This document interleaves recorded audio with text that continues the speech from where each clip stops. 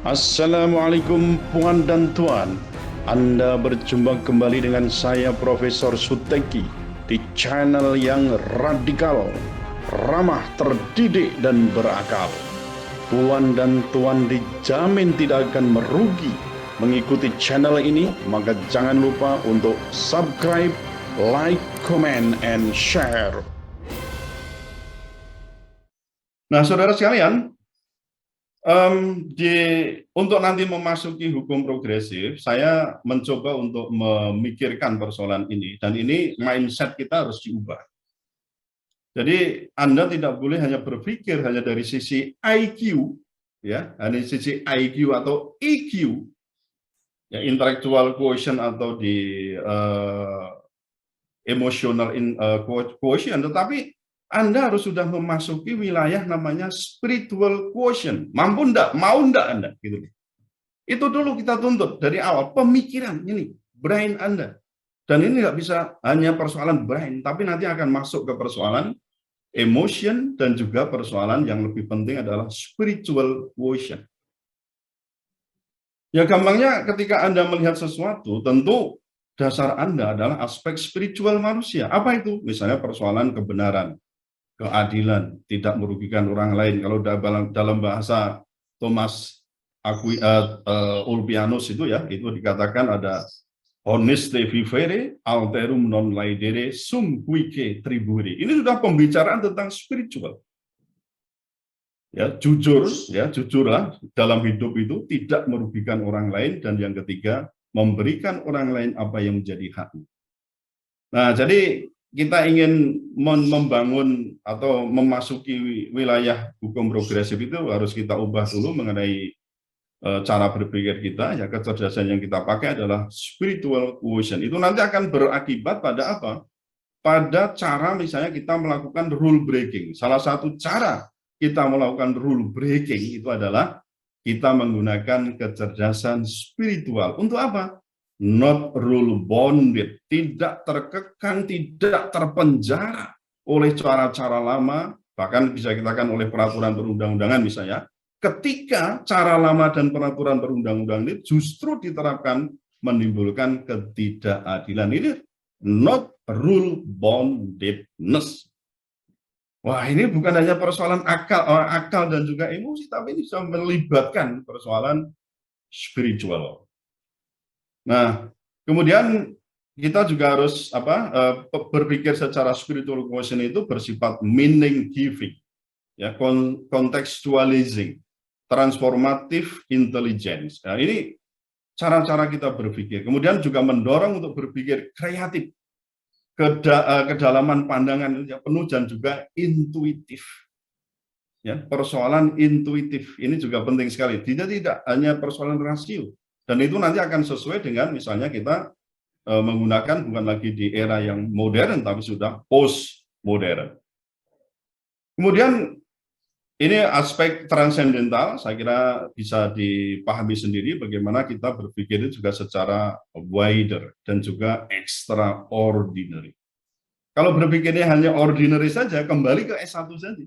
Tapi ketika kita sudah di S2, S3, kita berpikir progresif, kita mesti berpikir wider konteks dan juga extraordinary, bahkan dikatakan sebagai the infinite. Bukan infinity war, ya, bukan perang tak berakhir, tapi ini adalah pencarian yang memang tidak berakhir. Akhirnya kapan? Ya nanti kita akan pencariannya itu katanya never ending. Nah tentu maka di sini adalah dibutuhkan kreativitas, terutama dalam hal penegakan hukum.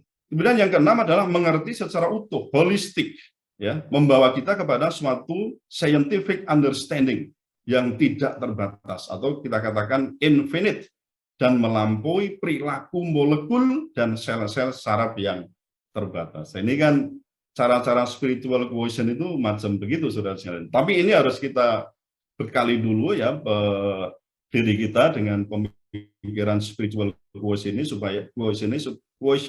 supaya kita lebih bisa menikmati dengan yang kita sebut dengan hukum progresif.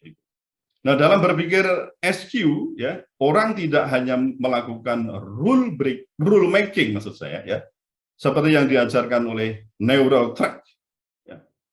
dan serial processing, tetapi dalam hal ini juga melakukan rule breaking. Ya, rule breaking itu kalau dalam bahasa lain itu ada breakthrough. Ya, jadi melakukan lompatan atau melakukan terobosan. Rule breaking bukan berarti melanggar undang-undang, tidak, tapi melakukan lompatan atau terobosan. Beda ya.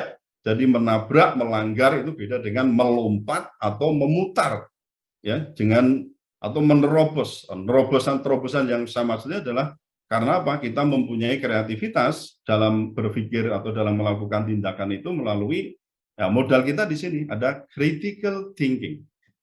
Critical thinking sendiri kan modal bagi seorang pejuang, ya, dalam arti seseorang yang memiliki vigilante dan braveness itu mesti harus punya ini critical thinking. Critical thinking itu berpikir dengan cara yang mendasar, ya, jernih, ya, tidak terkooptasi oleh atau tidak tersandera oleh kekuatan-kekuatan yang lain. Ya tadi searching the truth, nothing but truth itu.